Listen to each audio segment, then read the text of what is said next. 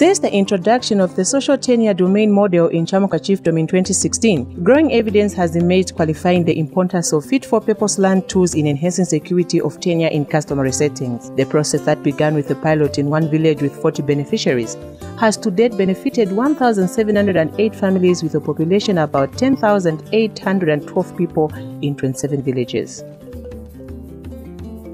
The situation which we had before PPZ came into the chiefdom, or before UN Habitat came into the chiefdom, was that our people had difficulties in establishing what we call in Lenje as manyisa, and in English called the boundaries.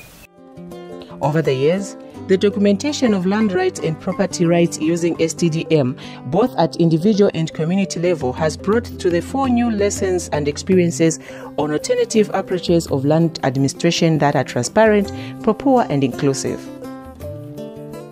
The Global Land Tools Network, GLTN, with UN Habitat, have been supporting the land reforms initiative in Zambia. The initiative has two objectives. One is to support the development of the national land policy. The second one is to support the documentation of land rights in customary land and in informal settlements. For a long time, protection of land rights has been viewed from the registration of leaseholds. However, as the continuum of land rights shows, people's claims do not lie on a straight line, but take many forms that may vary considerably depending on the context.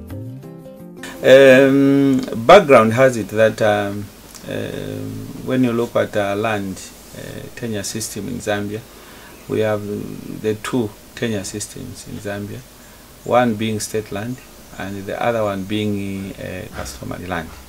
And customary land has been vested into the traditional leaders, in this case the chiefs. They are the custodians of this traditional land.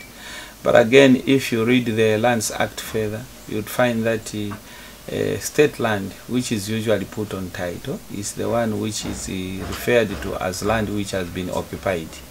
And then when you look at the other land, which is customary land, it is usually being viewed as land which is vacant, when in fact there are people living on that land. And so because of customary law, in most cases we have customary law versus statutory law. Therefore, considering the various land tenure forms is critical to providing safety nets to protect tenure rights for every legitimate landholder. In Chamuka chiefdom, the process of implementing the social tenure domain model is helping change the narrative on several aspects that were for a long time seen as contentious where customary land administration is concerned, e.g., gender dimension.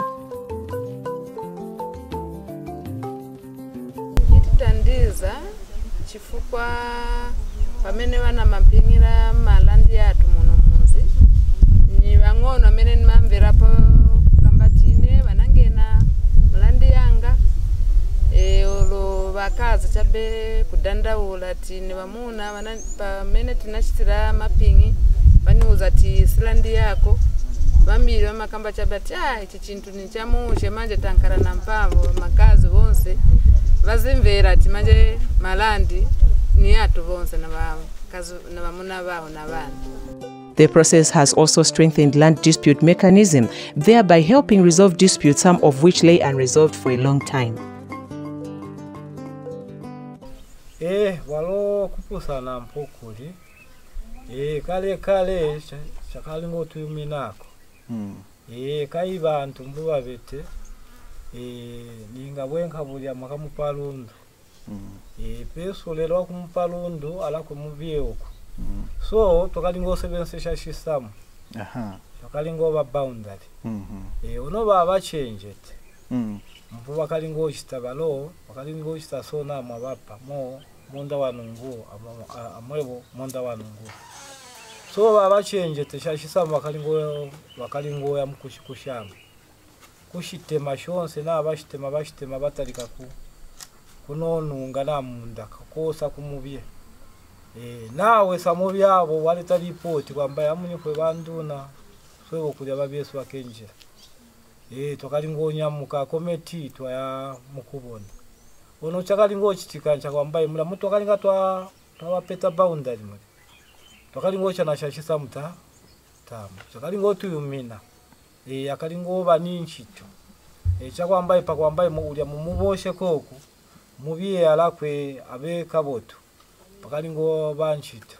In addition to strengthening secure land tenure, the lessons and experiences from Chamuka chiefdom were also instrumental in informing the formulation of the draft national land policy on the efficacy of fit-for-purpose land tools in promoting secure land tenure in customary settings. The submissions by the royal establishment and the other partners involved in the implementation of STDM were based on well-founded empirical evidence gathered over the years.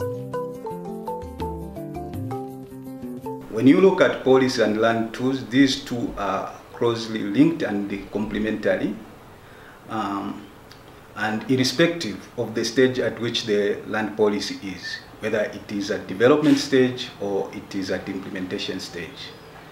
For example, the application of STDM in His Royal Highness Chief Chamuka's area enabled evidence to be collected to inform policy on how effective land administration and management in the chiefdom can be done to benefit the people, including vulnerable groups such as women, the elderly, the youths, and many others, who are not just beneficiaries in this case, but are also active participants in the process.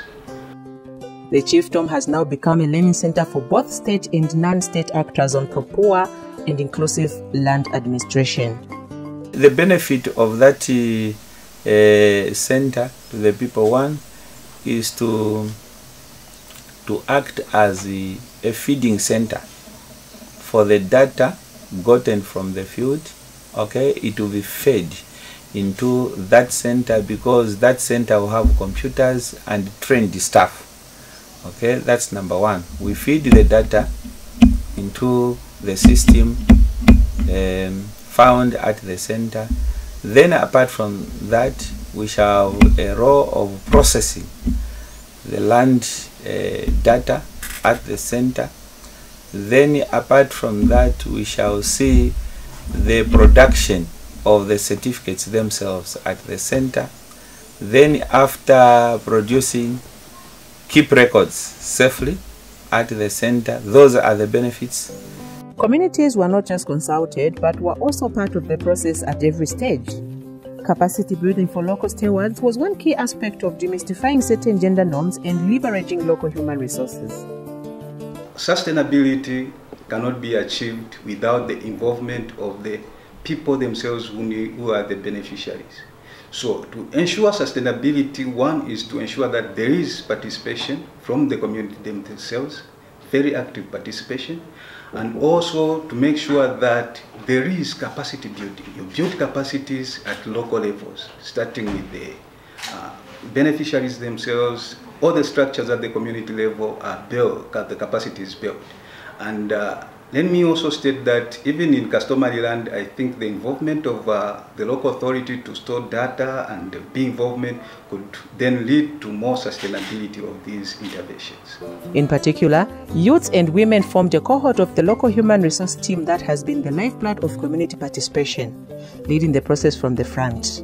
For example, Elizabeth and Catherine are some of the youths that have become dependable members of the local technical team, collecting and processing data. So, na chamu field, na nako palandi, na ustenoma interview, so panomba, nifunya data na chamu kopa muli GPS, na data nama pa computer. So that instead, digitize ama land passe wazi, panomba, digitize, ndipo nomba njaka nye, chisamuntu mo ile pela boundary yakwe, mbone nama open spaces za sheremo so kwa tapa apale muneka empty so ni open space, which means tapali abene abeliza tiradura so nampeleta kuti mbone wino fya droid land ya yebonga pange ya certificate ndimone wino cleaning nai wamya wino so that ndipitemo wino njimone wino nganai wama so that pa certificate kama nike soup. What seemed to be a far-fetched dream for many, STDM has provided a good case for justifying the use of fit-for-purpose land tools in enhancing security of tenure on customary land in Chamuka chiefdom and Zambia in general. We are in Chief Chamuka as a pilot, but our global aim, or rather our national vision, is to ensure that each and every chiefdom has land documentation done, and each and every resident in the communal areas should have proof of ownership. They need to know how much land they have and be able to protect and safeguard that piece of land. And I want to ensure that my people are healthy and they stop fighting, because we have been witnessing at times death of some people over land. So I want to see a picture where people stop fighting over land completely, because there are records and there are nicely done boundaries. The beacons are well placed, and the marks are not tampered with, and the people know how to do it to keep the records as well. This is what I want to see. I want to see a new dawn, okay, in our chiefdom. I want to see a new paradise. The reality is that high precision and technical cadastral surveys are not the only answer to land tenure challenges. Rather, recognizing and protecting people's rights to land within their context is key to fulfilling land tenure needs, which vary considerably.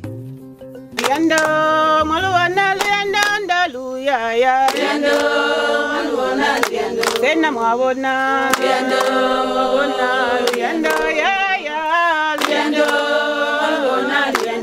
mawona